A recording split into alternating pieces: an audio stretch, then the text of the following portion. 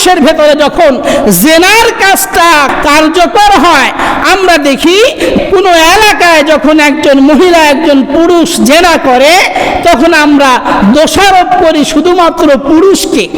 জেনা করছে, জেনা করার পরে মিটিং ডাকা হয়েছে, এলাকার মানুষেরা সবাই আসছে, আসার পরে এখন শুধু ওই পুরুষটাকে নির্যাতন করা হচ্ছে, পুরুষটাকে বেতের আঘাত মারা হচ্ছে, পুরুষটাকে বলা হচ্ছে তোমার এইটা জরিমানা দিতে হবে।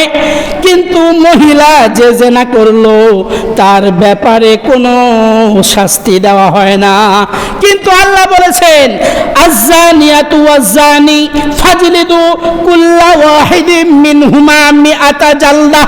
কেননা মহিলা সে বেপরদাশীল, যদি বেপরদা ভাবে বাহিরে বের না হতো, ওই মহিলার সাথে কখনোই কোনো পুরুষ আকর্ষণ দৃষ্টিতে তাকাইতো না। তাহলে বুঝা গেল বেপরদার সাথে মহিলারা বের হচ্ছে, কিন্তু আল্লাহ তো বলেছেন ওয়াকারনা ফি বুয়ুতিকুন্না ওয়ালা তাবাররাজনা তাবাররুজাল জাহিলিয়াতিল উলা। আল্লাহ তাআলা বলেন, হে আমার মুমিন বান্দিরা, ওয়াকারনা ফি বুয়ুতিকুন্না, তোমরা সর্বদাই তোমাদের ঘরের ভিতরে থাকবে, তোমরা কখনো বাহিরে বের হবে না।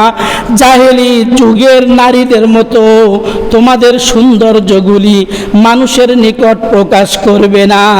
তাহলে পর্দা এমন একটা জিনিস, আপনার ঘরের স্ত্রী যদি আপনার অধীনে আছে কিন্তু পর্দা করে না, আপনি হাজী সাহেব হয়েছেন, আপনার মেয়েকে পর্দা করাইতে পারেন না, কিয়ামতের দিন ওই মেয়ে ওই স্ত্রী আপনাকে ধরে বসবে আর বলবে, হে আল্লাহ, আমার যিনি মালিক ছিল, যার অধীনে আমি থাকতাম, আল্লাহ আজকে ওই আমার স্বামীকে আমার সামনে নিয়ে আসেন, ওই স্বামীকে আমার সামনে নিয়ে আসেন।